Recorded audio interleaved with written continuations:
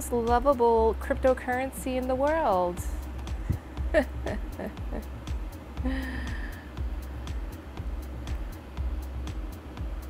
Hi. Bitcoin says hi.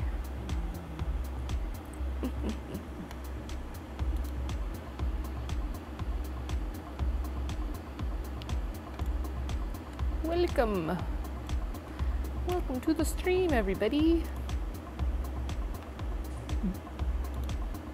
Welcome. Oh. It's such a good sound. It's such a good sound.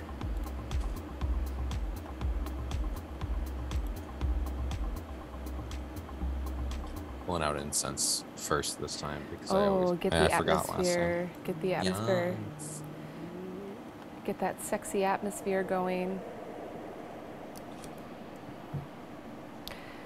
That's why I keep Bitcoin. I keep Bitcoin near me, so his aroma creates the atmosphere that we need.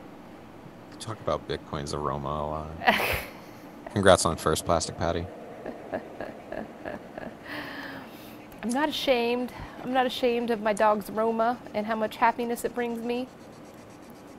So my my first cat, Benjamin, always to me smelled like my teddy bear that I had when I was a baby. Yeah. And everybody always thought I was weird because I would just if I was sad, I would literally just stuff. I would literally just roll him on his back and just lay my face in his belly.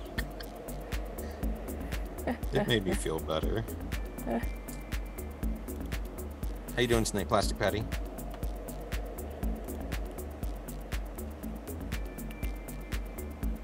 There we go. Hello, Arpan. Arpan coming hot, man. We turned it on, and Arpan's coming up, man. We're gonna be drinking some tea today. We're recording a live podcast called The First Steep.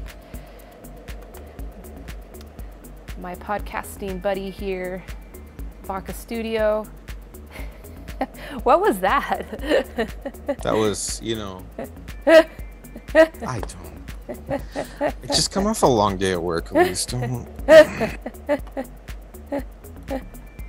All right. Don't do this to me.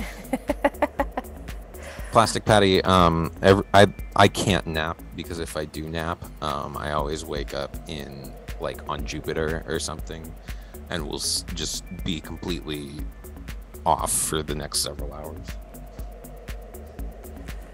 Is Jupiter a very comfortable place to sleep?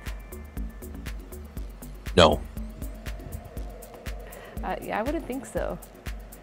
It's really cold there, right? Because it's farther, I think. I have no idea. I have an art degree. Well, speaking of the cross-section of art in solar system, there is a really incredible Topia world that was built by an independent artist that is the solar system. So he put in all the art assets into this two-dimensional world building space, virtual world building space. And when your avatar moves over the planets or near the planets, he can attach a YouTube audio. And he attached all of NASA's recordings of the vibrations of the different planets. Oh, wow. That's a thing. It's a thing. I have no idea how NASA did it, but somehow NASA has recorded what a planet sounds like. I've heard of that, but I don't know enough about that to say anything. It is so cool. That sounds really cool. Sorry, I forgot to turn off my channel points. I don't want anybody to waste their points or doing this by accident. I'm not going to stop the podcast recording so we can dance. Wait, you dance? Can we? Oh, hell yeah. Can we see a little dancing before we start? No, you got to pay money for that. What? Okay. There's a redemption to get me to go sit in a hot tub. Okay. Dang, I do all that stuff for free on my channel. You make people pay for it? Yeah, you know. That's cool. That's cool. I can respect that.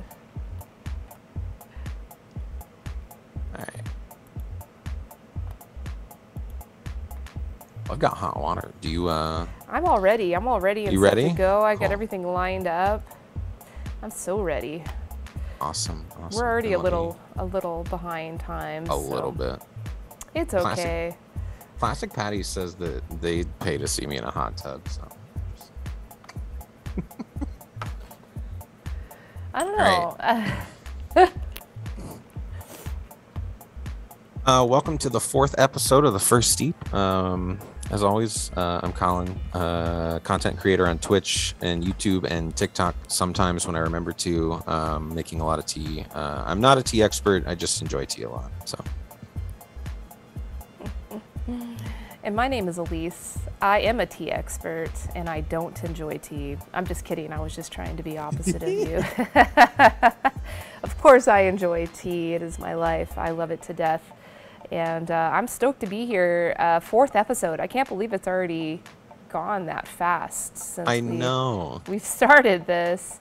But it's lots of fun, and we get to learn about tea. So what we do in this podcast is we side by side 2 different teas. Sometimes it's side by side, sometimes it's one after another, but we juxtapose 2 different teas to understand their story, and through telling the stories of these teas, how they're different, how they're similar, how they complement each other, we can develop a strong intuition about tea, about tasting tea, and also about understanding where tea comes from, how it's made, what makes different teas so unique, because all of these teas all come from one plant.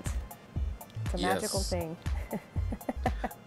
So I think so far, some of my favorite parts have been like hearing about the actual like tea, the tea grower, the tea maker. Specifically, I think so far, the story that you told about the woman who owns Yankee Tea Factory with the. She's got and I'm blanking on her name. Yanku. Yanku, thank you. And she has the lion on the above the door. But anyway, just enjoyed that bit a little bit.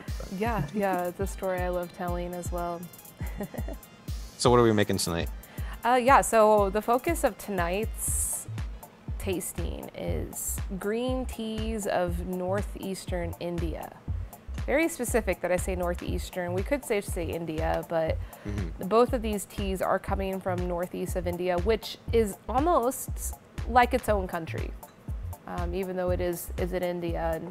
And a lot to be understood about the dynamics of the cultural diversity of India through telling the story of Northeastern India, which is usually neglected. Right. And Northeastern India is like, the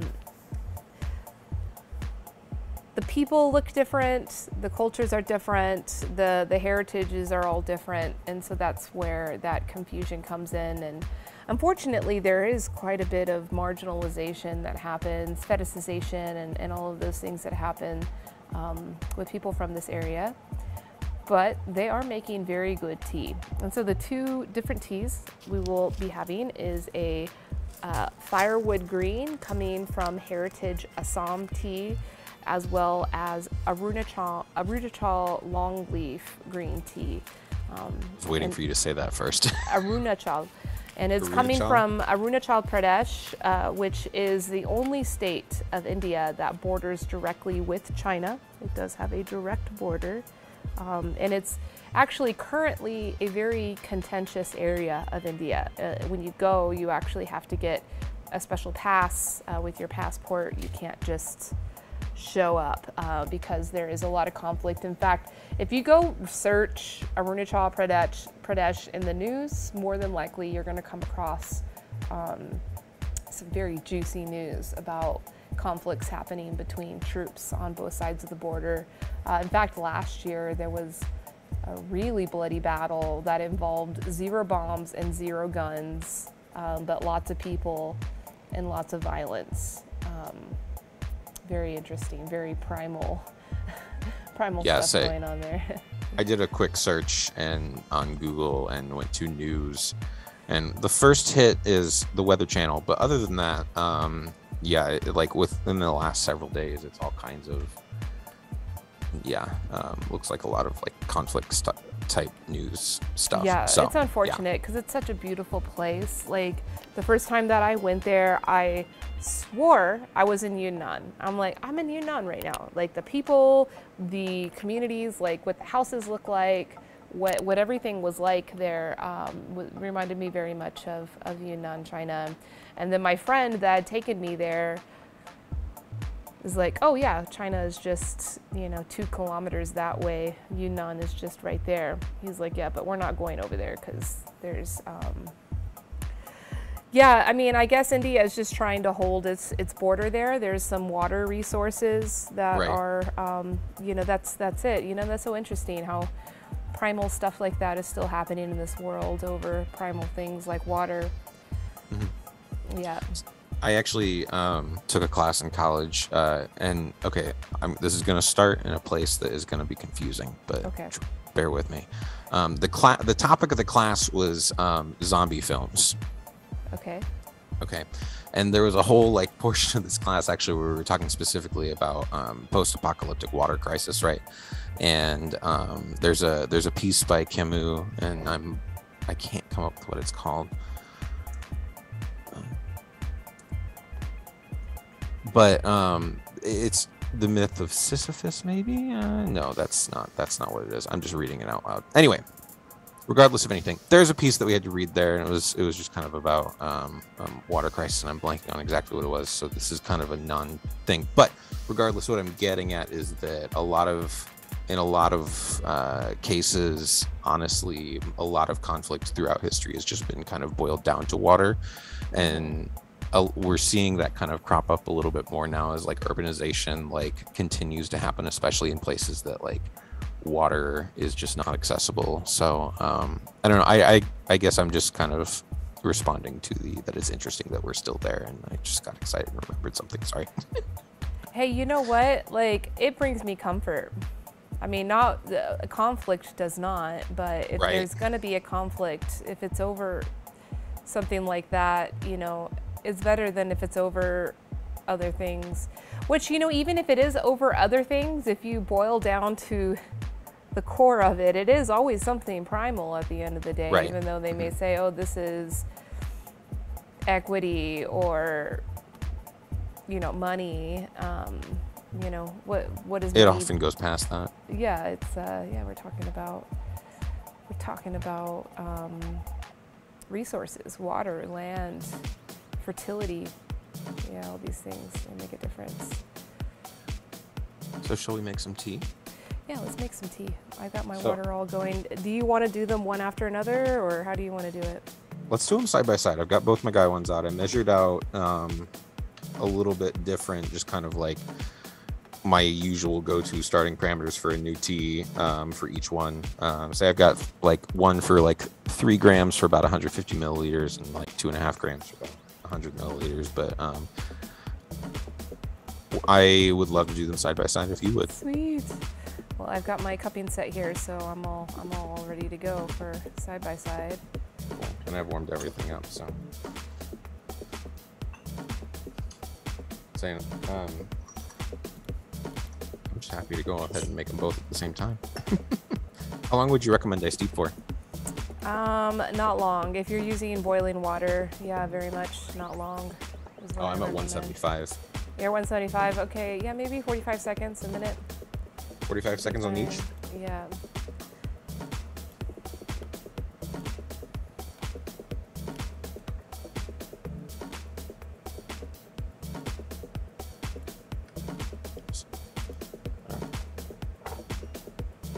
I always forget to smell the dry leaves. That's okay. But I will say that, I mean, I guess now is a good time to mention it. I mean, I had said before stream, I thought that I was confused as to why. I thought that you might have like gotten the labels crossed because the longleaf green smelled smokier than the firewood green, and I had looked up a little bit about each of the teas beforehand, and I had discovered that the firewood green was smoked, and this is like the first smoked green tea I'd come across, so I was very curious about that at least. But Yep. So yeah, that's true. The firewood green from Assam is smoked. It's really cool. I've got the green tea rolling in our background on my stream. I'm vibing out to this. Bitcoin, don't get caught up in the tea. It's gonna sweep you in. Sorry, you can't see it, Vodka. Me and Bitcoin are having all the fun over here. Yeah, so the firewood green from Assam is smoked, is supposed to be smoked, but this batch in particular came out really light in its smokiness, as you had pointed out. And the Arunachal longleaf, the Arunachal green, is not supposed to be smoked. It is not intentionally smoked. I use the word intentionally because obviously what you smell, you know, is smoky. Right. And that was unintentional. And we'll speak on that. We'll definitely speak on that. Both cases is a sign of limited quality control. Right. Simply that. So the long leaf, so I steeped in both about the same amount of time, about 45 seconds to a minute, maybe about 50 seconds in there. Yeah. And the long leaf, I got like a kind of a almost pinkish green type color, right? Pink. Whereas the firewood green is giving me kind of that kind of like really light, almost clear green color. So I don't know, just cool. Observations of the tea. But.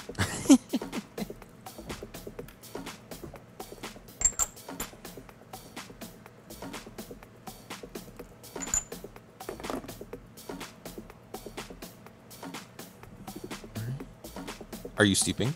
I just put my water in. Please. No, I will wait for you. I would love to share the first steep with you. Oh, Bitcoin's excited. Yeah. Bitcoin is excited. So something that did kind of interest me about these two teas specifically when you kind of brought them up is that, or told me that this is what we're going to be drinking tonight, is just specifically that this is the first time I think I'm having a green tea from a tea plantation or from tea farms in Assam, actually. So, and because I know that that is not a common style of tea that's made there. Oftentimes, the tea grown there is for Western style teas. The CTC leaves, for tea bags and stuff. So, yes. I'm very intrigued to taste. I guess because I personally feel like the green tea kind of gives me almost like a better taste of like the terroir, the earth, that kind of stuff, just kind of like white tea does over black tea. So I am also seeing a very different color from both cups. Yeah, the firewood green is coming out a bit clearer, and then the Arunachal is coming out darker in color and kind of pinkish. Yeah, it's a bit more cloudy as well. It's not as it's got like a salmon-like color. Yeah. That's a good description. Salmon. Which one are we trying first? Let's go for the, you'll understand why after we drink it, but let's do the firewood green first. Cool. Cheers, Elise. Cheers, Colin. Thank you so much.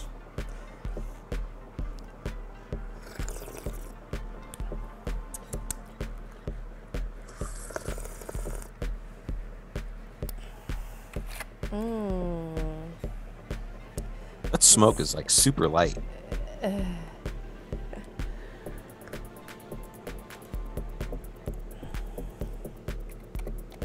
Yeah, it is super light, but it's there. Right, it almost like kind of like just it introduces itself kind of in the throat, right? And so last week, I said something I think about paying more attention to drinking my tea and not just having tea. And something that I've heard from others and have thought about is, kind of mouthfeel, but also how does that feel like in your throat and stuff. And the tea itself, that smoky flavor comes through much more in the throat. And I know last week we also talked about Wake On, but I don't know if that's necessarily this, but no, it's not. No. Unfortunately, and that's what I mean. I have had a green tea from this producer, not from this garden, So the producer has planted from seed several tea bushes in their own private garden just outside their factory. Mm-hmm. And in the third year of the plant's lives, they harvested very young buds early in the season and handmade a batch of green tea, which ended up being the best tea of my tour of 2017, which Nice. was a trip because I went to a lot of great places. I even went to NG Baicha, where Angie Baicha comes from. Oh, wow. And that green tea was even better. And I sampled it with tea masters everywhere I went. And they were like, where is this tea from? And I'm like, this tea is from Assam. And they were like, what? No, it's not. No, it's not. Yeah. It's not possible. And I'm having trouble believing this tea is from Assam. Right? Yeah, because Assam has this reputation in the market and in the tea industry for being this overly brisk, very, strong tea suited, broadleaf tea suited for black tea and for very astringent, strong black tea like CTC, as you mentioned. That's always what it was. Yes. That British taste, as I know it's called sometimes. Yeah. Well, you know why they like that. Right. And it's all in cahoots with the sugar and the milk industry, mostly the sugar industry, but to a lesser extent the milk industry as well. Yeah. But, I think teas like this and projects like this as just like bust so many myths there are about tea. Oh, Bitcoin's getting really close to my mic, huh? Yeah, I can hear him.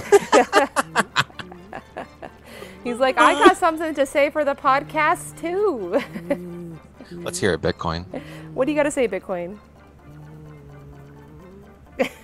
Oh, is that so?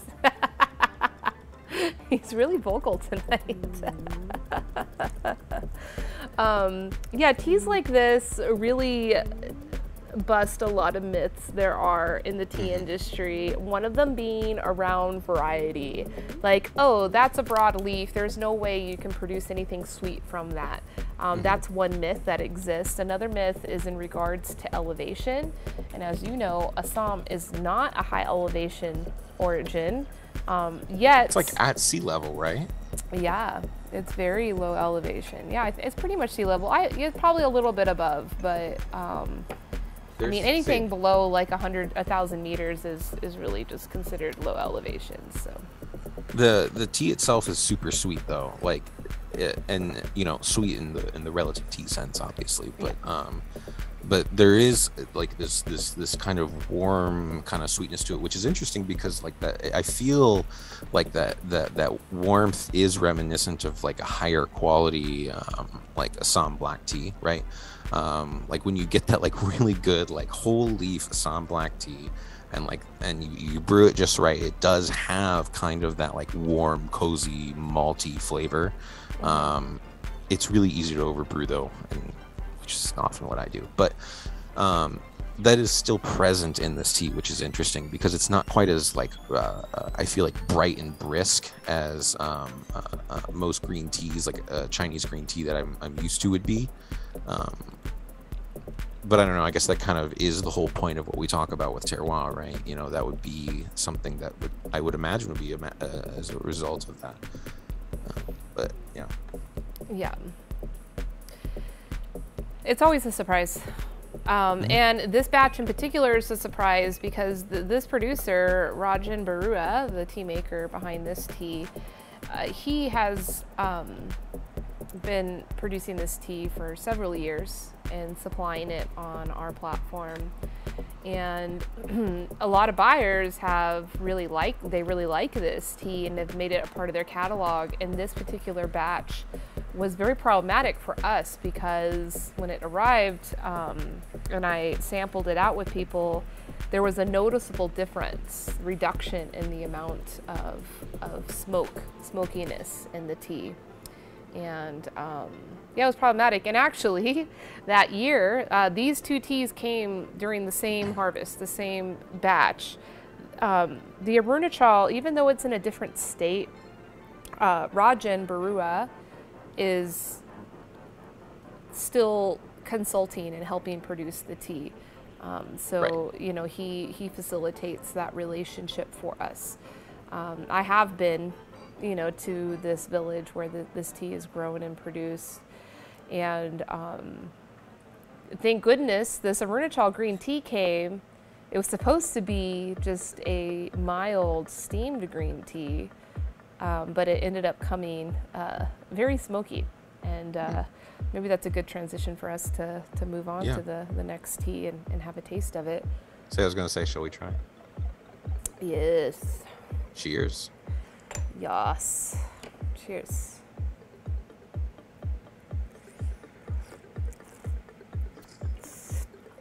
Mmm. That's yummy. I can definitely taste a smoky flavor there, though. You definitely taste it, yeah. That is much closer to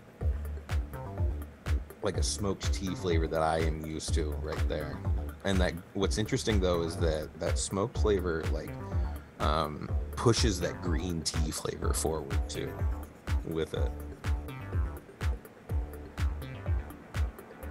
And so I looked at the grower profile for Heritage Tea Assam before we started, because you know I like to make sure that I you know familiarize myself, so there's something if I want to talk about, you know, I can or ask a question about as you do. Something that I thought was that I noticed was that they do act as a collective, and what I'm curious about is are they a farm as well? Like specifically like the firewood green, like is that something that they're growing themselves and then sourcing the Arunachal longleaf as part of like that kind of cooperative type setup? Or so how's that working? So they work with close to a dozen small growers in their area. And the firewood green or any of the other teas that we have from them in our catalog are all coming from that collective. Now, you know, I was telling you how they have that that special batch of green tea, that handmade batch of green tea that I you know took and shared with tea masters, and they were all surprised by it. That batch, which was hand harvested, you know, specially hand harvested, was from their particular, you know, it's like a 1/4 acre, I believe, is the size of the little thing outside their factory. And they will continue to grow that, and those are grown from seed, right? And I don't know if we've talked in great detail about seed-grown tea. No, but I was reading something or other about that, like actually I think last night, just got there somehow. So it's kind of funny that we're bringing this up here, because I know a thing now that matters about growing from seed. But yeah, there's a lot that matters from growing from seed. So they're growing that from seed, which means that those trees are potentially going to be growing for decades, centuries to come, and supplying tea. But you know, they are working for the most part with small tea growers. Now, Assam, the state of Assam, is at like 67% of their entire tea supply is coming from small tea growers. So there are large estates there. There are enormous estates that are, you know, over 1,000 hectares large, with thousands of employees there. But even despite that, there's still even more small tea growers that own anywhere from like 1 to 4 acres of land, just managing their own little land, and they sell their tea leaf, their raw tea leaf, to what's called the Botley Factory. The Botley Factory will process the CTC. Most of that tea, like 99.9% of the tea, is getting processed into CTC. Orthodox tea production has pretty much left the entire state. There's places like Heritage, as well as Kanoka, you know, and a handful of other projects that are launching off that are bringing more of that artisanal Orthodox production back. But for the most part, it's all going to CTC. So Rajan has specifically targeted people, small tea growers in his community that he can trust, that are like family to him, right? Because he's from this area, and has empowered them with like organic agriculture practices, quality cultivars for them to plant. I am playing a video now. Would you like me to screen share it for you? Yeah, sure. Cool. Go for it. I'll do it.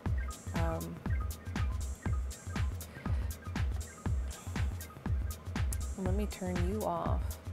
I mean, sure, I'll turn you off. Bye-bye. All right, so this is like their star small grower that they work with. Sure.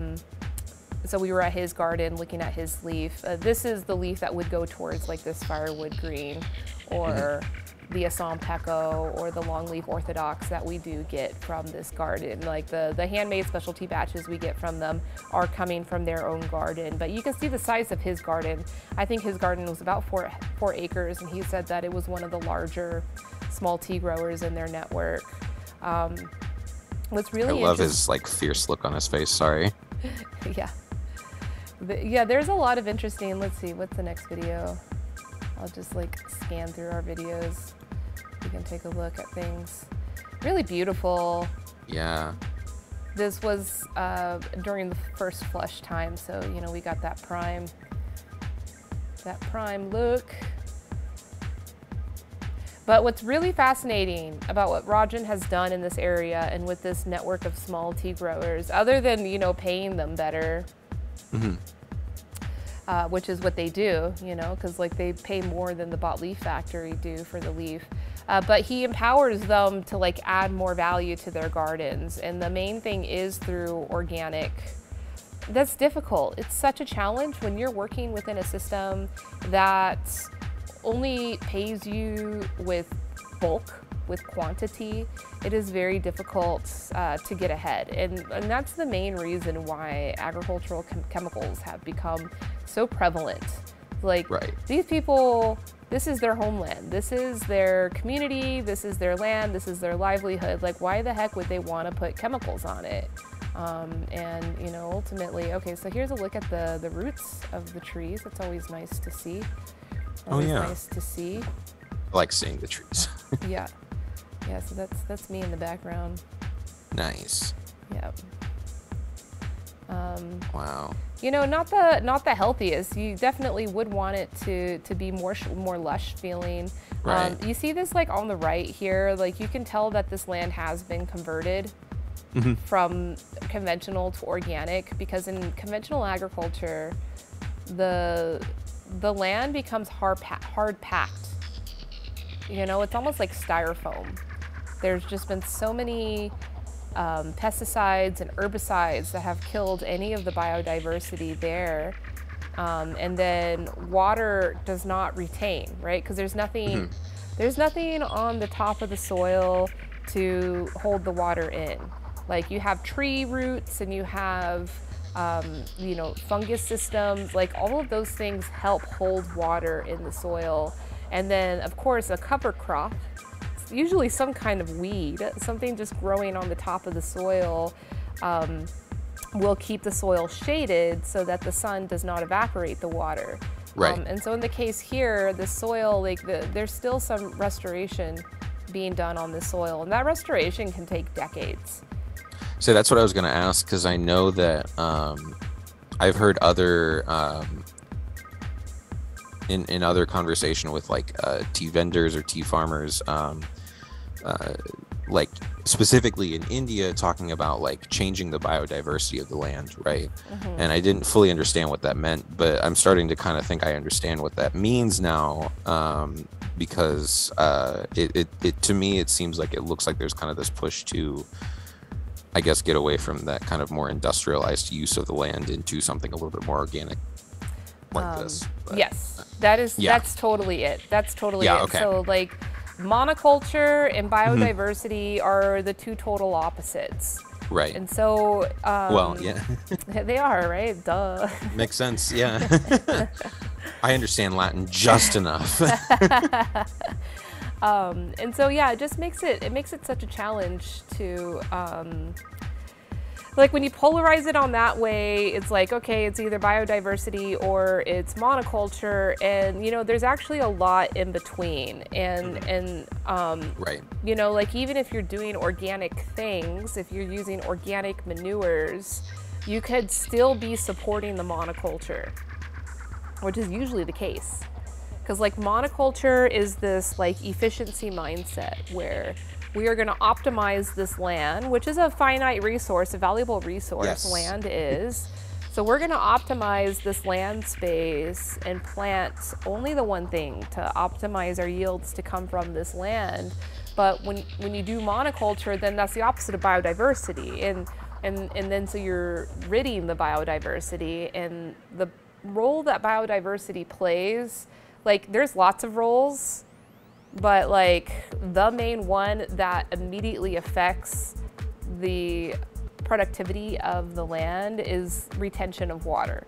Right. Like, yeah, there's nutrients. Yes, there's so many other things going on, including the like mycelium networks.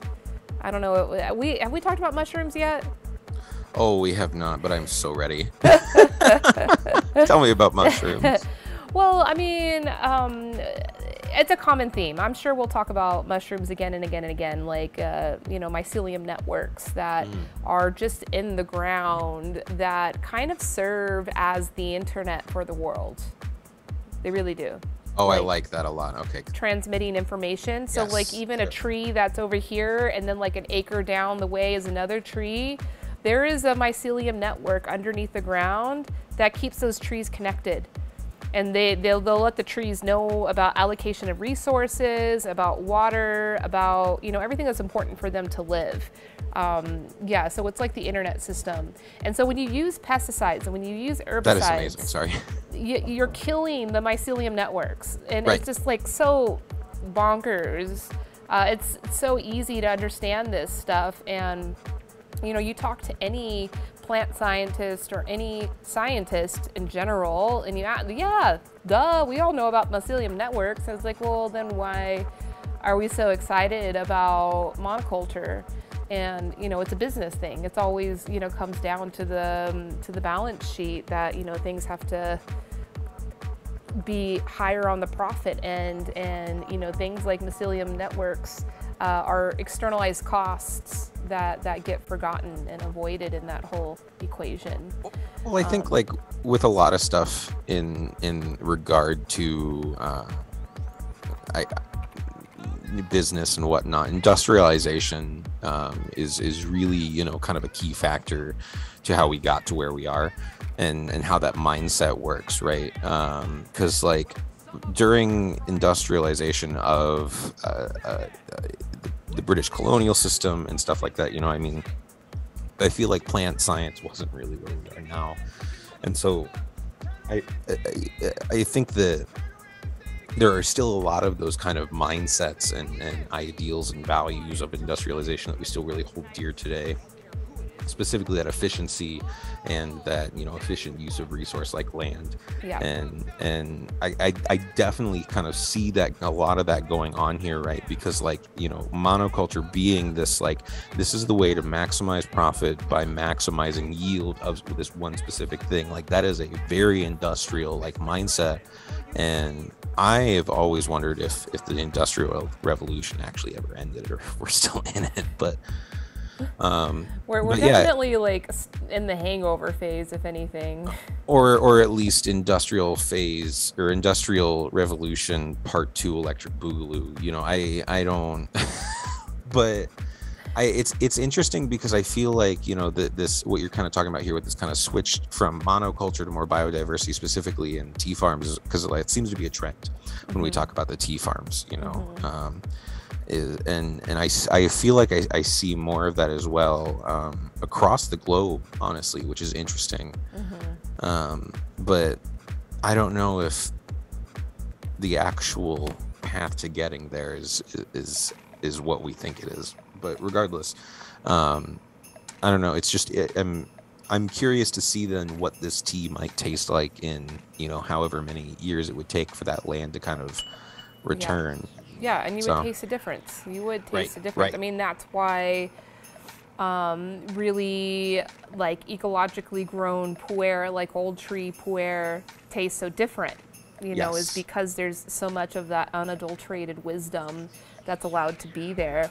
Oh yeah, we did talk about the mushroom last week because I was showing you all of the growth on the trees. Yes, we did. We did. You are right. That's fungus. That's mushroom. Right. I mean, it's not mushroom, but it's mycelium, and it's part of those mycelium networks. And those mycelium networks survive for thousands of years and hold data from thousands of years. And so that's the wisdom. That's the wisdom that we're talking about when we're talking about, you know, deep roots that are coming from soil that have these like ancient databases, basically. Like it's such a cool thing to think about. But I did, you know, speaking of like efficient use of resources, I stood still on the video right here. This is very important because I want to talk about the resource of men. Sure. Because it's a little weird that this man is standing here, and even more weird that he has his hand in a position as if he's working. 'Cause he's not. He's pretending. There's a camera there. I mean, this is such a ridiculous thing. It was so obvious. I'll show you other videos so you can get a context of what I'm talking about. Like, but this is like the one video that we caught him actually trying to work, right? Oh yeah, he picked something. He looked at us. He was like, "Oh, see, I'm working. I'm doing something." And you see, he's got nothing hanging on his head. You know, he's the supervisor. They called him supervisor. And I tried to ask him what he does as supervisor because I wanted to understand, because these ladies were all working very hard. And, you know, this is another really big issue, and it's related to biodiversity. When you talk about biodiversity, you're essentially talking about like an egalitarian system where everybody has value, everything has value.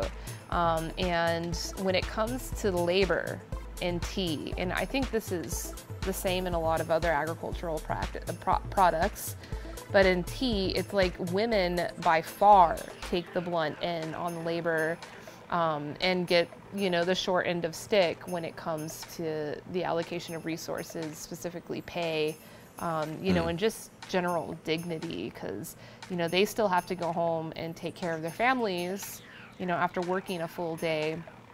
And oftentimes, men are in positions, supervisory type of positions like that other man is, where they don't do anything. They're just there to just overlook everything and make sure, I don't know, everybody's following the rules. But I mean, these ladies are working very hard and just, you know. Yeah. And the men, you know, they'll work in the factories, but these ladies, they'll work in the factory too. Like, they do all the heavy lifting in the factory. The men do like the supervisory type of work. It's like supervising, working really hard. Oh, we caught him. Wait, nope, he didn't pick anything. Nope, he's just walking past. Oh, he's close. Did he pick something? Nope. He wanted to be in the camera though. He was like obsessed with the camera. So, speaking as somebody that has a degree in like video production, art, you know, media, that type stuff, you pull a camera out and you've got two types of people. Yeah. Run away. Or any opportunity they can find to be in front of that camera, they will take it, period, end of story. Like, it is so rare that you meet someone that's just chill when the camera like appears. But it, yeah, I don't know. You can definitely tell that he's like trying to kind of maintain an image, I guess. It's pretty clear by his facial expression. He's looking pretty fly though. I mean, these ladies, like, they're working. Well, right. See, that's the thing too, is that he's definitely not dressed to be working. Both of them looking pretty fly. He's got his like bowling dad shirt on. I think he might have had his collar popped too, the young guy. Popping collars while you're working out in the tea fields. By the way, I went in for a second infusion on these two teas, and I went a little bit shorter on this one, and reheated my water because it was like kind of like teetering below 175. And it's definitely I think I prefer the shorter steep, specifically that 45 seconds on both of them. It was like a little bit like too much of that green tea flavor, but like too much of the cachet. So yeah, on the so you went shorter. You're slightly shorter. Okay, cool. I was gonna recommend maybe on the third steep we should do this. Like, let's go hard.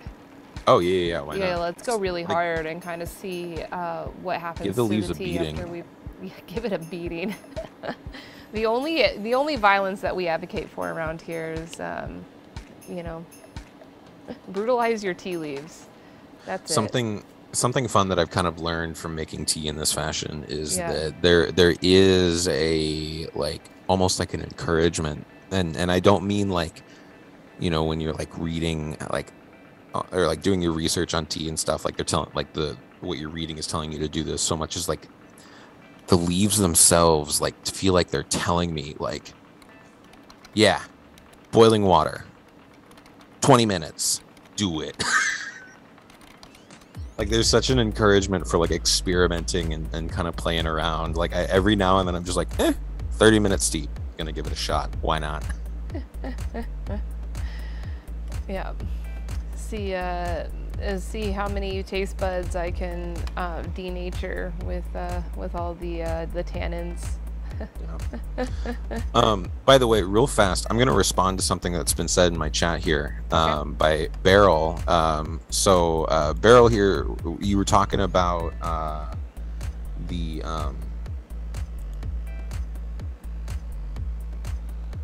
okay, just making sure you're still moving on my screen. You were talking about you know, like the women doing the a lot of the picking, right? Yeah.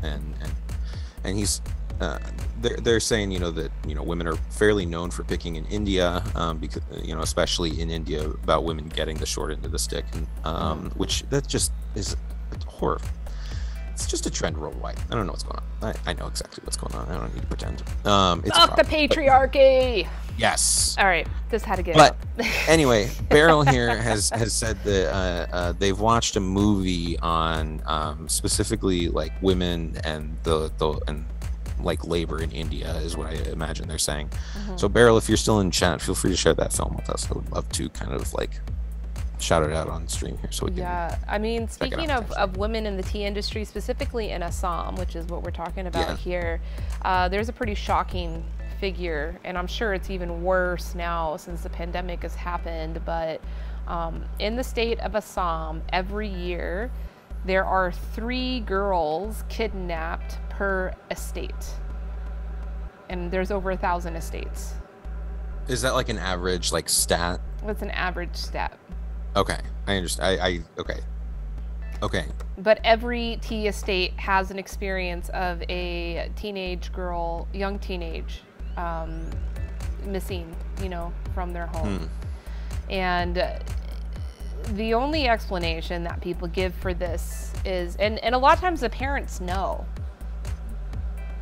because there are like human traffickers that will come into these tea growing villages, you know, romance these young girls, convince these young girls and their parents, like they'll get a permission from the parents to take them, because the labor situation is so bleak for them. And a lot of times the parents know what's going on. Sometimes they don't know. Sometimes it is really like, oh yeah, my daughter's gonna have a real opportunity in Mumbai. Let me send her off with this, you know, 25-year-old stranger. But sometimes they do know. And it's a big problem that like your economic situation, your social situation is so dire that you're willing for a couple $100 to send your daughter off to do who knows what. You know, very few of those girls are brought back to their families. It's a really sad situation. And I know that oftentimes a lot of that kind of tends to be a product of generational wealth, generational poverty, the opposite actually, which and I don't know this for a fact or anything. I don't have any statistics in front of me, but from what I've been made to understand, I know that generational poverty is very much a thing in India, specifically because of, you know, like histories with like caste systems and whatnot, and kind of to do with that. And it just knowing what I know from learning from you kind of about you know, tea and the tea industry, and I mean even I think on the grower profile for and I closed it. For Heritage Tea Assam, I think there was even a piece about, or a little like line about getting paid like $1.50 a day. That's like a common like wage, for tea pluckers, right? And it's just, it's gone up a little bit, but yeah, it's like but that. that's like a, you know, that's only done because it's legal to do so, right? You know, like we only pay like servers in America, like, you know, what, like $4 an hour because it's legal to do so. Yeah, I think the federal minimum wage for tipped workers is $2.75. Yes. Yeah, that's probably federal. I know in Missouri and in Illinois, which is where I've lived, it's higher than federal. So, but yeah, federal is.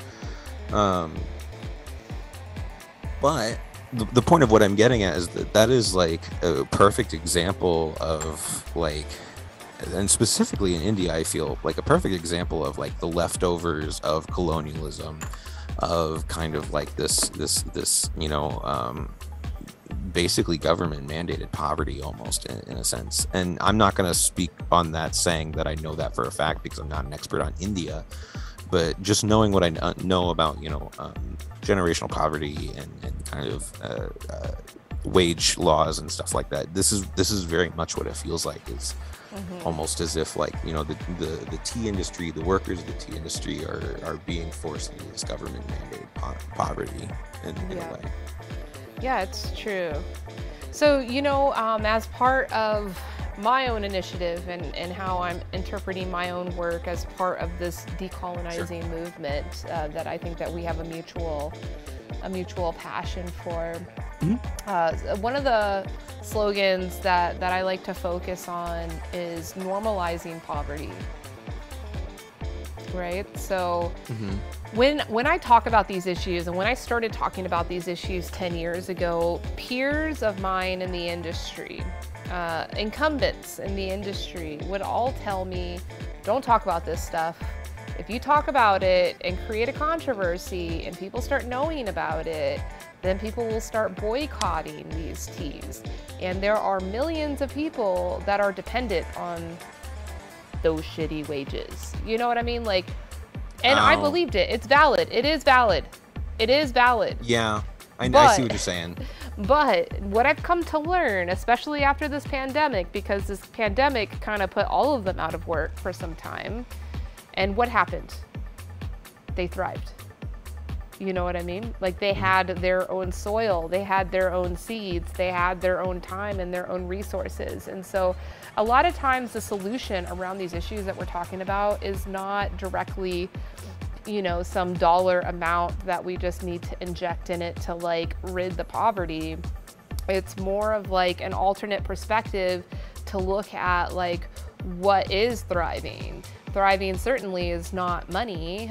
You know, in our society, it's gotten to that point where we equate thriving. But then, like, look at us. We could have all the money in the world here. And if there's going to be some type of shortage on things that we need, that we have the money to buy, but it just literally doesn't exist for us, what good does that do for our livelihood? When, you know, there's places like these small tea grower villages that like no money's coming in because there's no work, but you know, they're still waking up every day and like getting their hands in soil and producing, you know, things that their family actually needs. Right. Yeah. The pandemic is a very convoluted issue, I feel, because there are some things that did kind of happen as a result of it that had positive aspects to it. Obviously, I say that with the understanding that, you know, hundreds of thousands of people have died, and so it's not like a good thing. But no, I was actually kind of curious, and I'm glad you brought that up. Kind of how the COVID, the coronavirus pandemic has affected kind of some of that tea industry, but it sounds like it's affected it differently than I anticipated. It's affected it in a big way. And I'm not trying to like paint a rainbow picture around No, definitely not. People are still feeling insecurity. Like my friends, when at the beginning of the pandemic, when it was really uncertain for us, I mean, it still is. we keep thinking that like we're certain it's done, but that just proves how uncertain we're so far. But so far. Last year around this time, when I was calling my friends, like when I called Yonku and asked how they're doing, because I was really worried about them, they're like, we're not producing tea, the markets are closed, we can't even sell whatever tea we do have here. And then, I'm like, yeah, I'm freaking out here. I don't know how this is going to affect my industry and my market, and I actually have like really high overhead over here. So, if business dries up, like it's really going to negatively affect me. And I was like, well, what about y'all? Like, how's y'all's overhead? How, is your payment back to the banks and the other things that you have to manage? And they were like, we could manage, like we just live a slower, quieter life and just staying in the village and doing our thing here. Like, and we're not, growing the business, but like for like us, it's not a matter of growing the business. Yeah, we all would love to grow our businesses, but like our overhead here is very different than the overhead is, in these rural parts of the world. Yeah. Something that's just occurred to me as well, that I didn't think about until now. Yeah. Is the timing, right? And I wouldn't have understood this a year ago, because I didn't understand this about tea.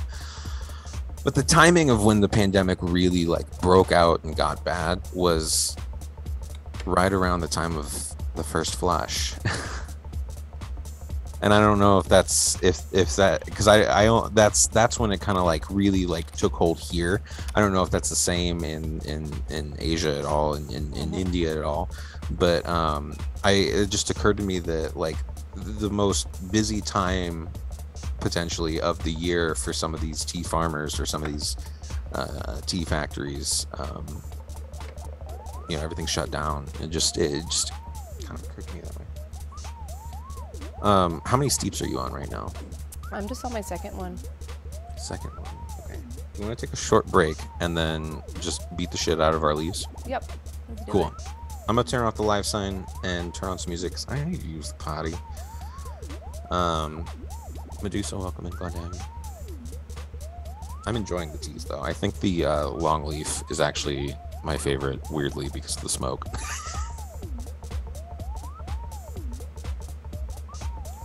Yeah, it is. It's interesting. Oh, and I didn't even we haven't even talked about this place yet and why the tea is smoky.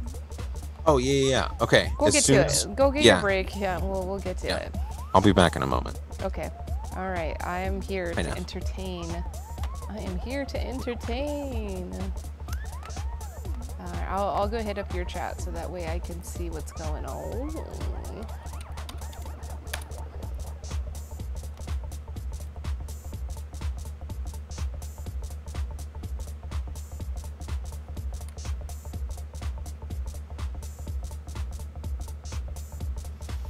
Yeah, it's a good question, F3. I'm not too sure. I am not too sure.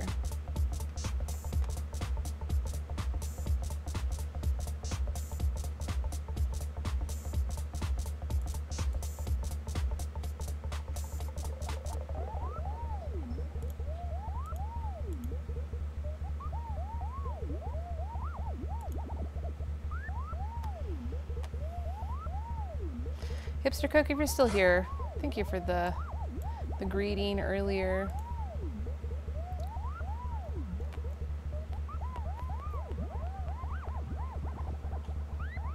Ooh. Hi, T Sleuth. Oh, T Sleuth is here. Oh, he's in your channel? Yeah, he likes me better. Oh my goodness. Are you kidding me, T Sleuth? Lisa's never felt so betrayed. I'm betrayed. Oh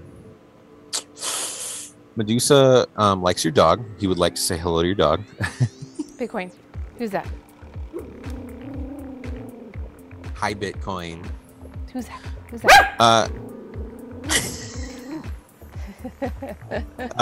Neff, what's going on is that Elisa and I are recording a podcast. We're on a bit of a break right now because I have a tiny bladder. But we're drinking some green tea from Assam. Is it Assam or Assam? Assam. Assam. Okay, why do some people say Assam? I don't know. I don't know. I just remember it always like awesome Assam. That doesn't make it any more confusing for you. No, I guess that makes sense. Tea sleuth. I am betrayed. What am I gonna do with you?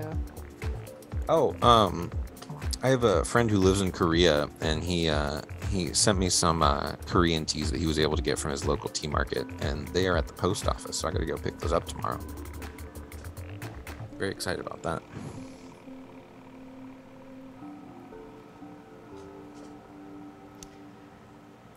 Korean tea.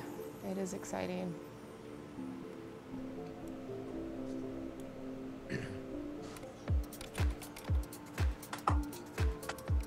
I have a command for recording. I have no idea. I don't know.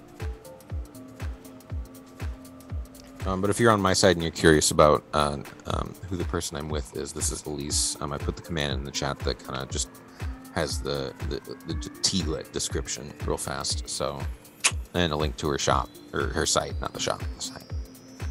Should I put the link to the shop? I have no idea. It's an easy one. It's weird though. People are like, does this mean that the tea eats people? And it's like... That doesn't even look like that.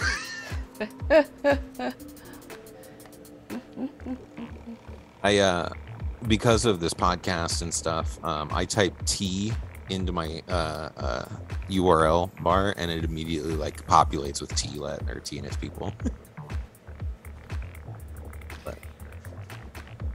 Wild lettuce. Do you have any feelings on wild lettuce, Colin? As in the devil's lettuce? Not That's what I Christian first thought household. of when I... That's what I first thought of. Not in my good Christian podcast. Is wild lettuce like an actual like cabbage that grows I would wild? think so. Yeah. Oh man, you got a downvote for that response. Good job, Colin. Did I? Oh. That's the one funny thing about Reddit is that there's downvoting. I know. Like, and anytime I talk about it, I get even more downvotes. So I'm getting, well, I mean, I was already at 0. I don't think I can go anything beyond 0. Oh, I got an upvote. Hey, thank you. Thank you for that. Now it's immediately going to go back to 0.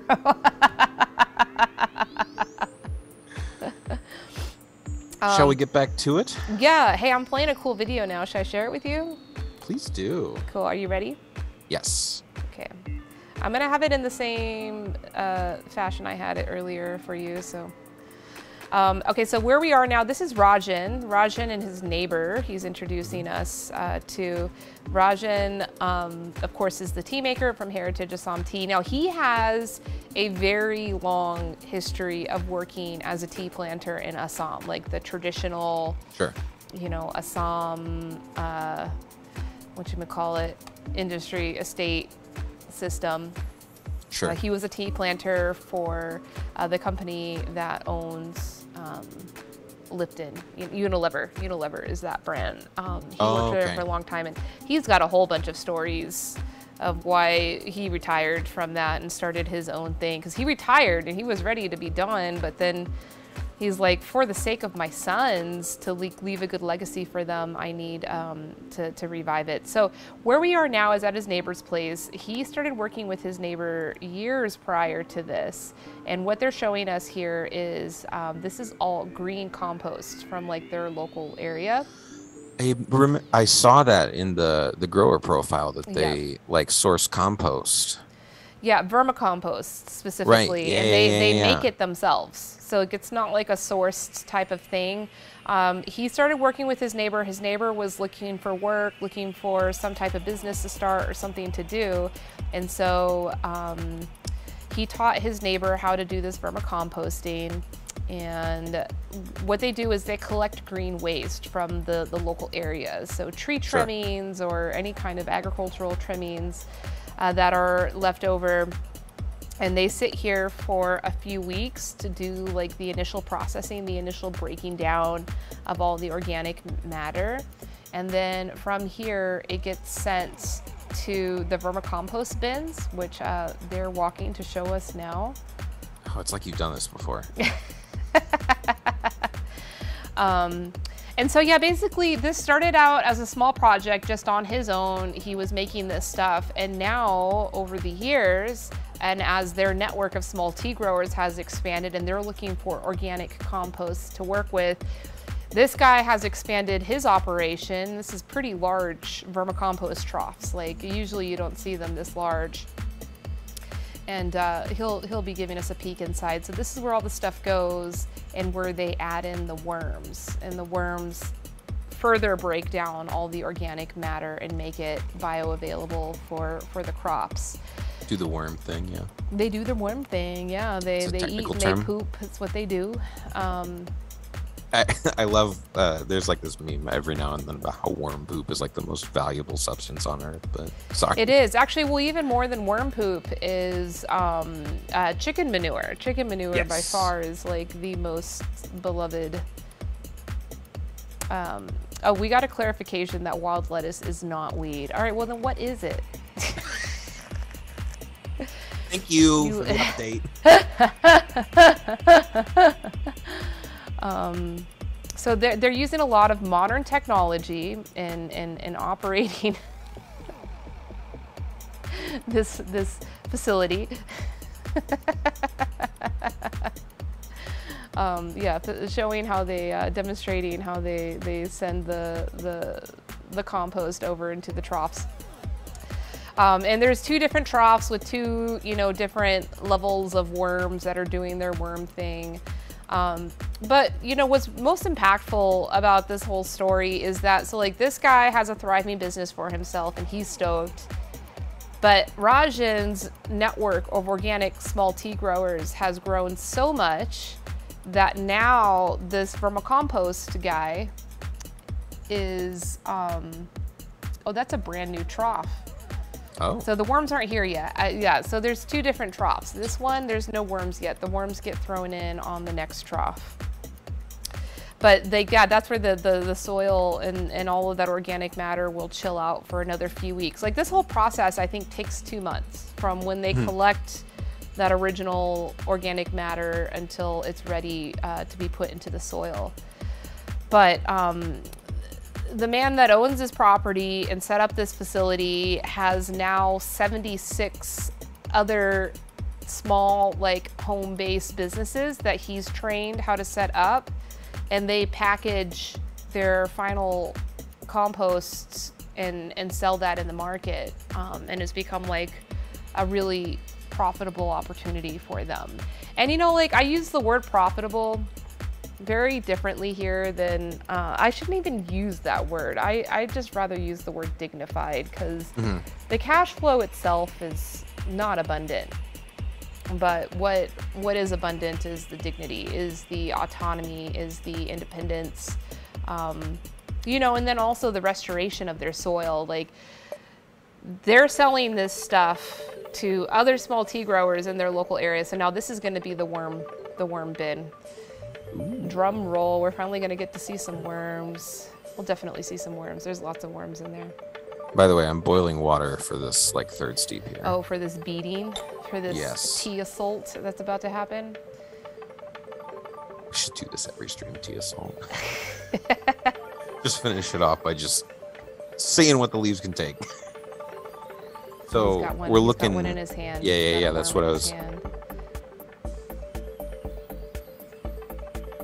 There it is.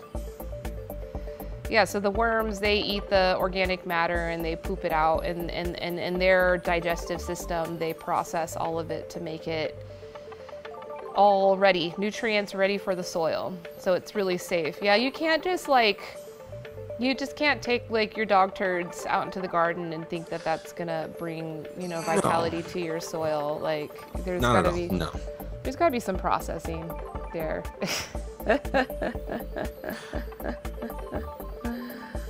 All right, my water is boiled. How long am I gonna steep this? How long are we? Let's do 5 minutes. Let's do 5 minutes? I think that'll be fun.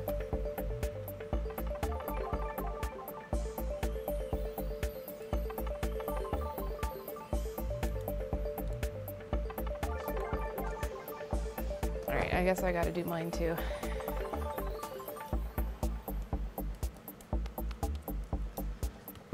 Worm turds, not dog turds. Well, yeah, worm turds, you could definitely just stick that right out in the garden. That's a difference. What if the dog eats the worm turds? What happens then? You have to like do the whole process all over again. These are the important questions to ask in life. So he's been able to, his neighbor has kind of been able to build a business essentially from the vermicompost. Yes. See, and so this is something that, because I work for, you know, my family, and we have a business, and this is something that we talk about a lot, and this specifically right here, and this is kind of something that I think is interesting about kind of the tea industry, the tea community, and something that I've learned is and the way I've heard it said before is that the same tide raises all ships. Yep. And I feel that this seems to be a recurring theme that I'm noticing when we get away from kind of these larger tea factories. And what are they called? It starts with a B. Botley factories. The Botley factories. And is that sense of community, right? That sense of you know, the tide raising all the ships, yada yada. And the reason why we talk about that kind of in my family's business is because specifically during this pandemic, you know, we tried to really work with other businesses around the square, around our downtown area in town and stuff to kind of help promote each other.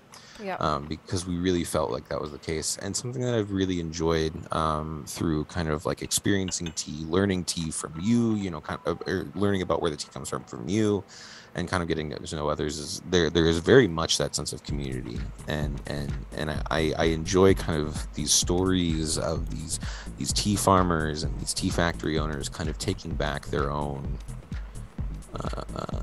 land, their own crop, because I mean, India they're the largest exporters of tea in the world, correct?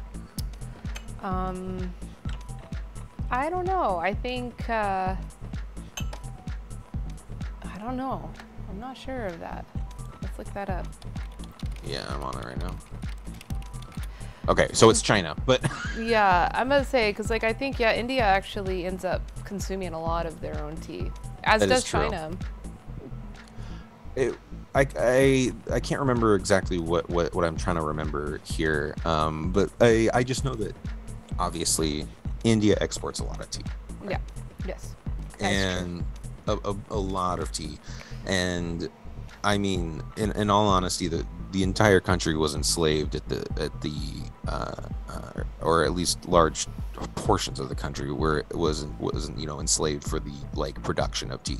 And so it's kind of nice to almost hear about, at least in some regard, this kind of like restructuring of how that works, and kind of this more community-based mindset about it. So yeah. That was my half-baked way of saying yay community. Yay community. Yeah. There's a lot of community in India, in these, you know, tea growing areas, but then there's a lot of oppression, and there's a lot of like really baked in oppression that there's not even an effort to talk about it, because don't talk about it.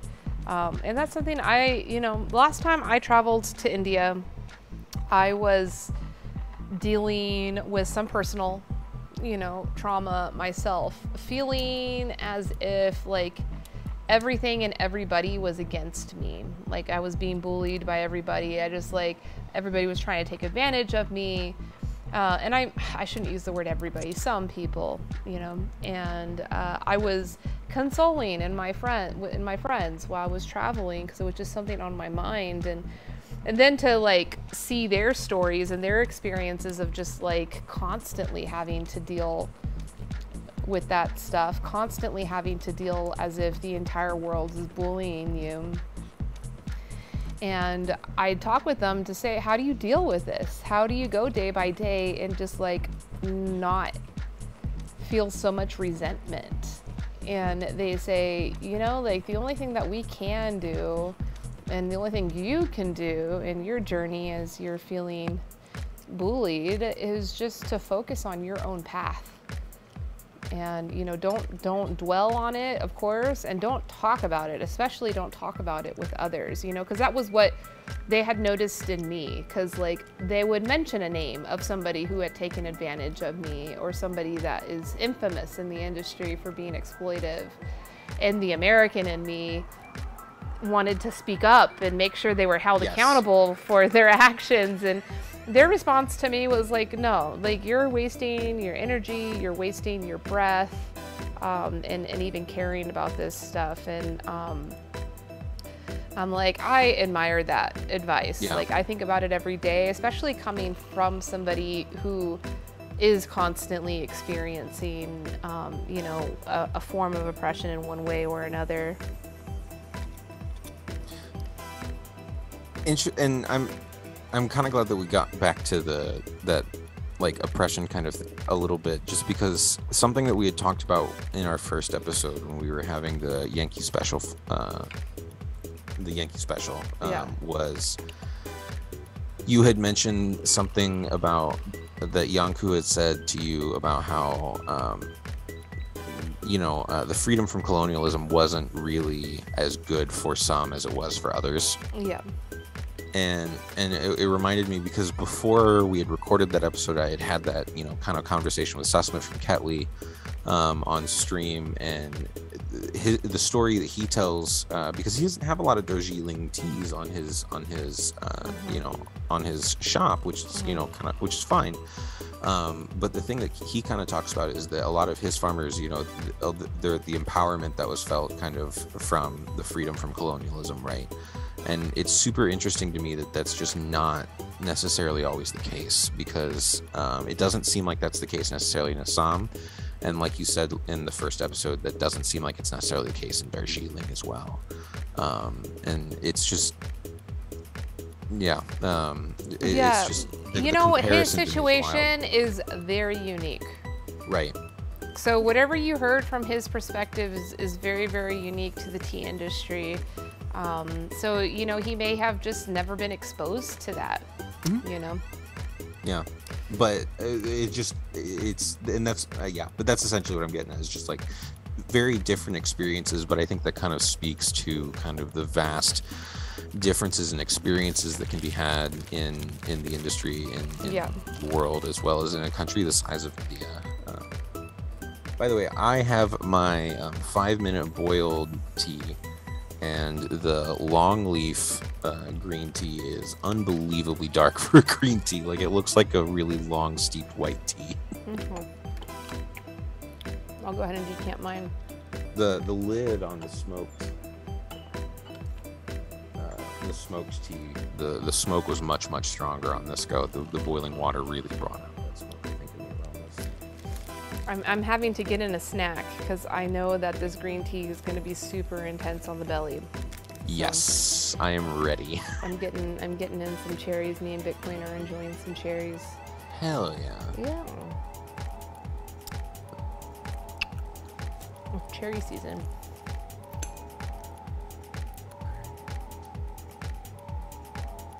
So I am ready whenever you are. Cool.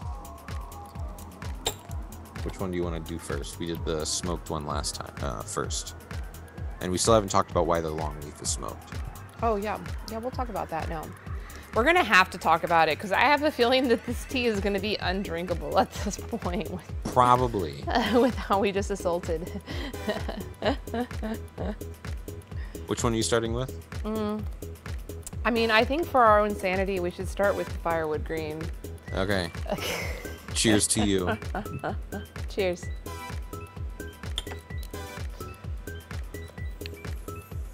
Not bad. Oh, maybe to you. Did yours steep heavy? Ooh, it seeped so heavy.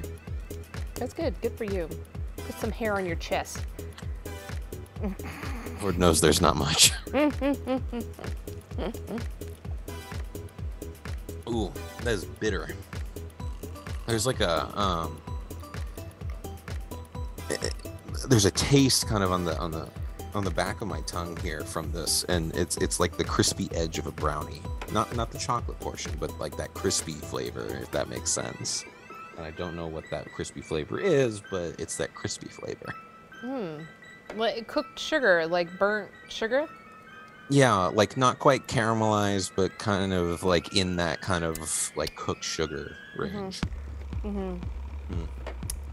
Yeah, so that was the firewood green from Heritage Assam. Are you ready to move on to the I am. the Arunachal longleaf? Cheers. All right. Cheers from Arunachal Pradesh.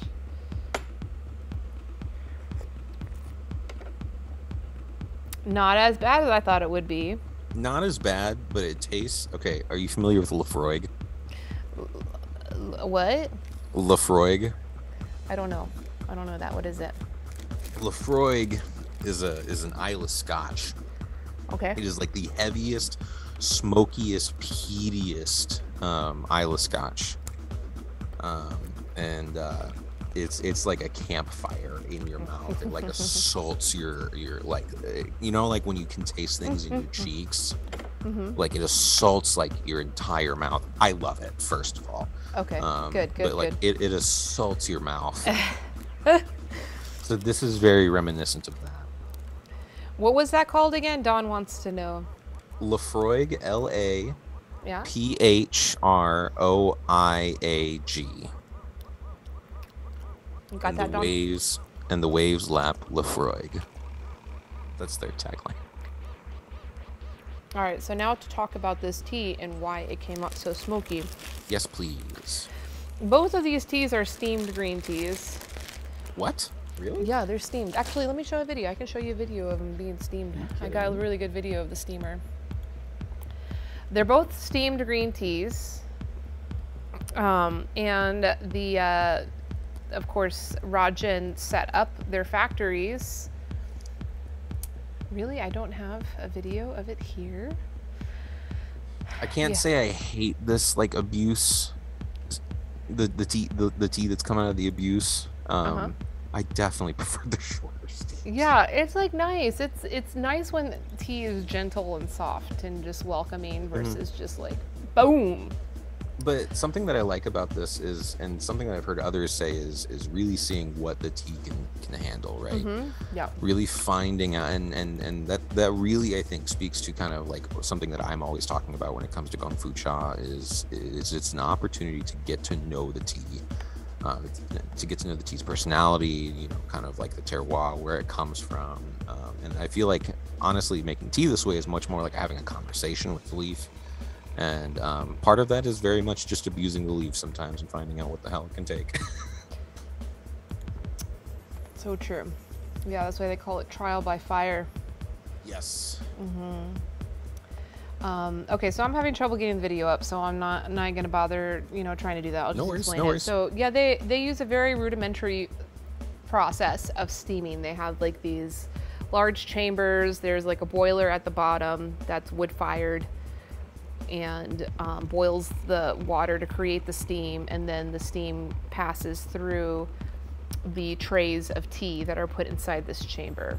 Is that video on the grower profile, or It are is, photos of yeah, that? 'Cause I've yeah. got the grower profile pulled up. I can pull this up Yeah, real you fast should for be you. able to see. It's like one of the main. That's why I'm like surprised it's not in here. It's like one of the main. Yeah, I got it right here. You got it. Yeah, it's like one of the main videos that we have when spending time with them.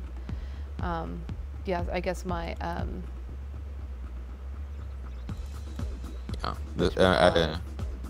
my I'm pretty sure I'm photo looking at the right album thing. here is getting confusing.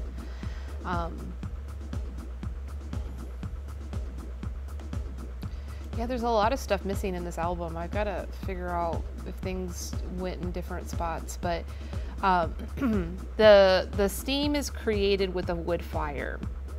A lot of these tea makers are using wood fire. They're not using electric power equipment for their tea processing. They're using wood-fired equipment just because electricity is a big issue in these places. Like, you're constantly dealing with power outages, and if you're in the middle of processing, that cannot happen. You would destroy Right, that's your bad. entire batch. So if you're going to have electrical equipment, you have to have a generator, and you know that's a whole other expense that a lot of these factories can't handle.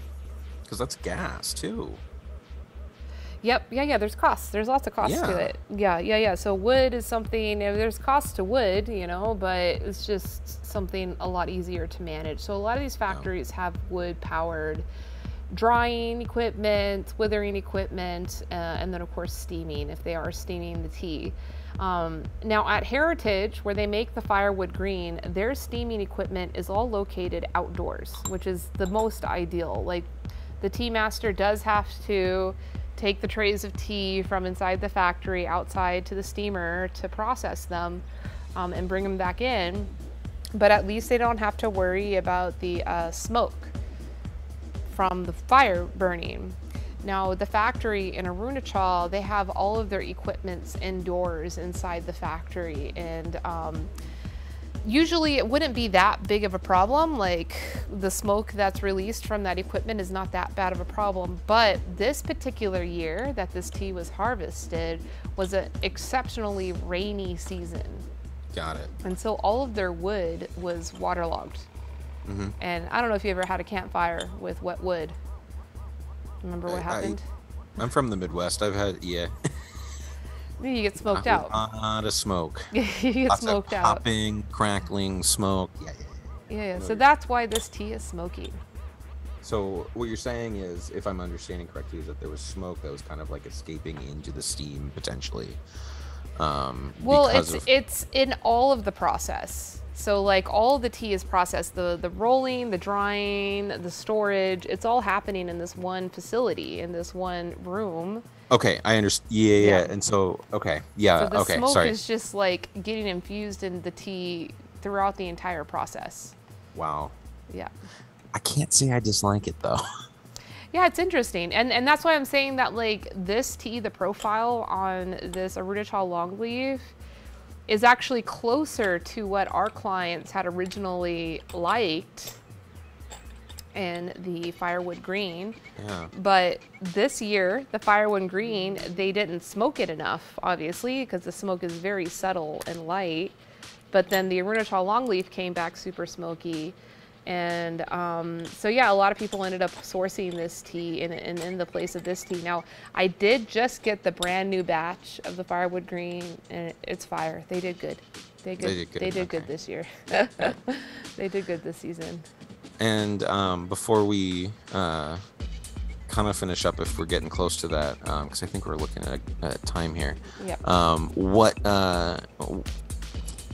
When will that tea be available, and where can they buy that tea, Elise? Oh my gosh. Yeah, so that tea will be available soon. I mean, it's available now for our wholesale customers. You know, I like to give them first dibs on all of that stuff because that's priority in our business. But actually the firewood green is listed on the Tea and Its People website, and yeah, you can just order it now. You can totally just go order it now. But we are doing a virtual tea festival that's going to be happening on August 23rd. From August 23rd until the 29th, that whole week, I will be having a variety of programming on my channel.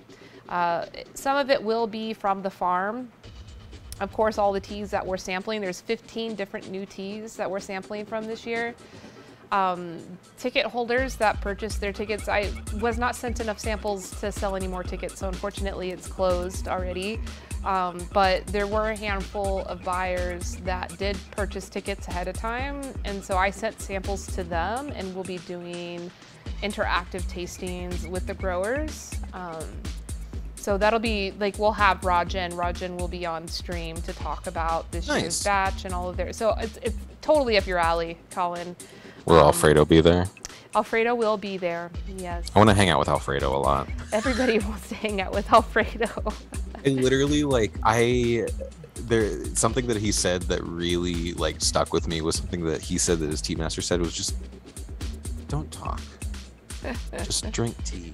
And for some reason, like, ever since he said that, I have this, like, visceral, like, desire to just sit silently in a room with him for several hours and drink tea. You would like it. It's a good experience. It's a great experience. Yeah, that was really special that we got to hang out with him a few weeks ago. That was super special. And yeah, got to like hang out in his new tea room. That's a big deal for him. Last time I was there, his tea room was not done. So, you know, that was pretty Super special. exciting.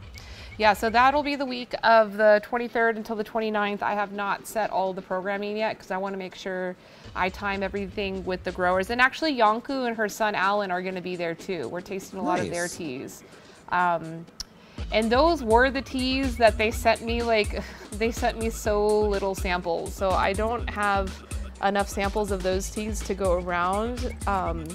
But the purpose of doing this event and this virtual tasting with the growers is that we'll be collecting pre-orders and then importing, you know, a larger shipment of the teas that everybody wants. This is just the sampling phase. Nice. And usually this sampling phase happens in April or May. Like, I was supposed to go to India at the end of April, but I had to cancel my trip because of the, you know, pandemic. Wait, what? What pandemic? Yeah, right? Did you forget? I literally had to cancel my trip like the day before. Like, everything was set, everything would have been fine, but then like India started having their big surge, you know, like the week that I'm supposed to be traveling, and then the day before I'm leaving is when everybody was speculating that the US was going to cut off entry from India, and I was like, you know, I don't want to go there and get stuck there. No. So, I mean, I would love that. I would love that. Like, I would love to go be stuck in Boon Kulun in the Himalayas and just chill out for forever. But from a business standpoint. I got responsibilities here. Yes, yes, yes. Well, Elise, thank you so much for joining me. As always, it's a pleasure. Always. It's always a good time. And I'm looking forward to next week when we get to record again. Yeah. We'll be back next week, and I think we've rounded out all the styles of tea, right? Oh, we haven't done an oolong yet. Maybe we should do an oolong. Oh, I've been addicted to dongding lately. Holy shit. Yeah. I have like dongding and baozhong. Like, I don't know what my deal is, but that's like all I want to drink anymore. Yeah, those are relaxing, cooling teas. So very especially much. The baozhong. Oh, very much. The smooth water baozhong from Floating Leaves is what I've been drinking lately, and I really do like it a lot. Oh, that might be one of T. Sleuth's favorite teas. Is that so? There. Yeah, he loves that tea. It's a really nice one. You know, Alfredo, the oolong that we bring from him, the Jushan oolong, because his family is all from Jushan.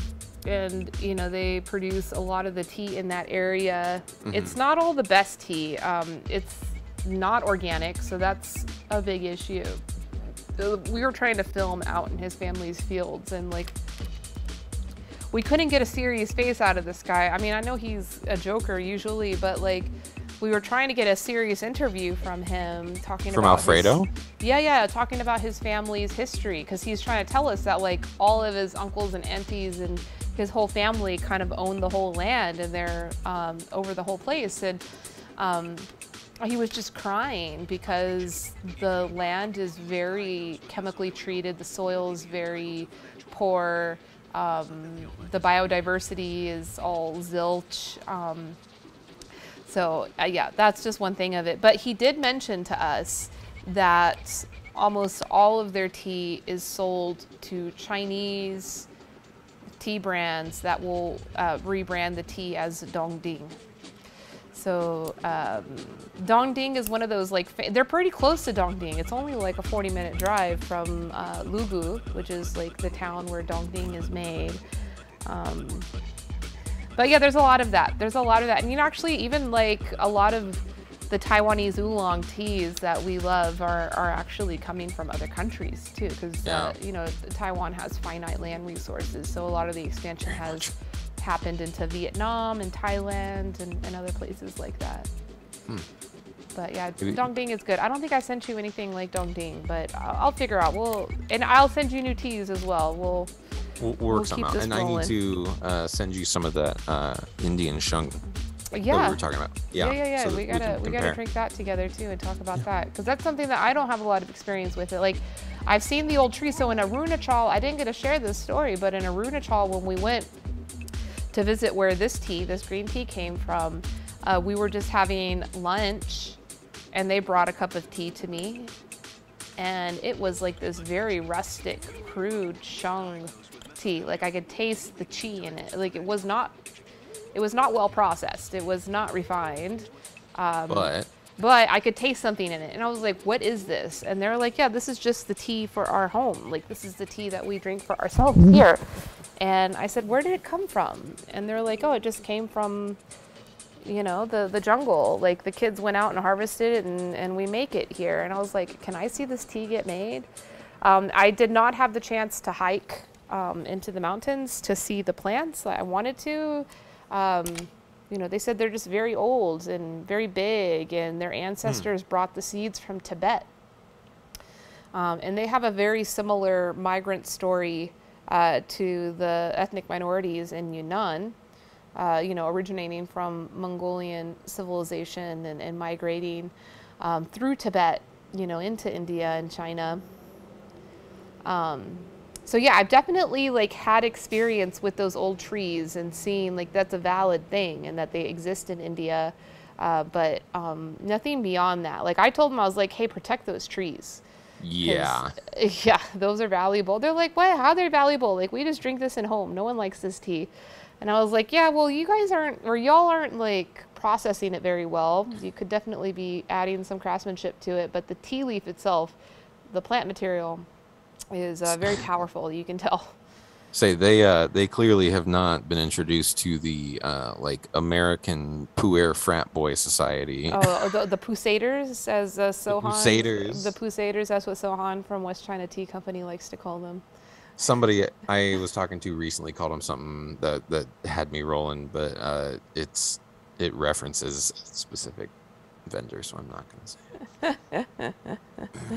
It's all a circle jerk to me. Yep. Anyway, Elise, have a wonderful evening. You too. I will catch you next time. Bitcoin says, I love you. Bye-bye. Bye. Bye. Oh, Bitcoin's like, no, I'm not going anywhere. All right. That was fun. Always fun hanging out with Baka and his stream. We are recording a podcast that should be getting released soon, I'm sure.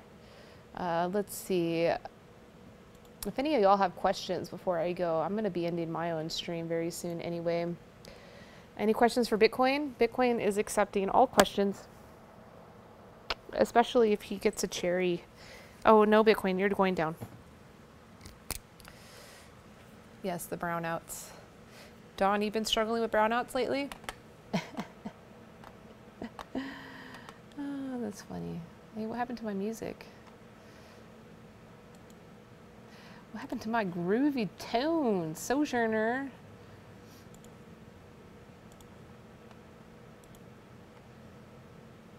Oh, damn.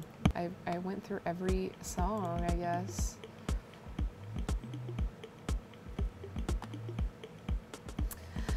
All right, Arpan, I love you all. Thank you so much for hanging out and listening to Colin and I speak about tea, drinking some tea. Today we did a feature on green teas of Northeast India, one firewood smoked tea from Assam, and one smoky, unintentionally smoky tea from Arunachal Pradesh. Had a lot of fun, learned some stuff, talked about a lot of things regarding the Indian tea industry. I hope it was all valuable knowledge for you to take on your tea journey. I'm going to sign out now, but I will be seeing you again tomorrow. Yeah, I'll be doing a game stream. I'm going to try to stream a little bit earlier tomorrow, so I won't be on so late. But yeah, I'll be playing some Gods Unchained, so I'll see you there. Love you all. Dawn, you only have to deal with the brownouts when you go to Asia. You got to build up that immune system. You got to build up that immune system. Oh, what happened here? I'm a little off center. Oh, here we go. You got my big face now. I'm a little red. I went for a long run right before the stream, so that's why my hair's a mess and my face is a mess. Oh, Bitcoin, you're so cute. Let's see, is anybody here on Twitch? Anybody on Twitch? Oh, 6 people are here. Who is here? Who's hanging out? Who are you? Oh, it says only 1 on my channel. Why is my manager tell me that there's 6 people here? Oh well. Feet? Oh my gosh, there's someone named Feet here? What business do you have? Feet? What business do you have at my tea table?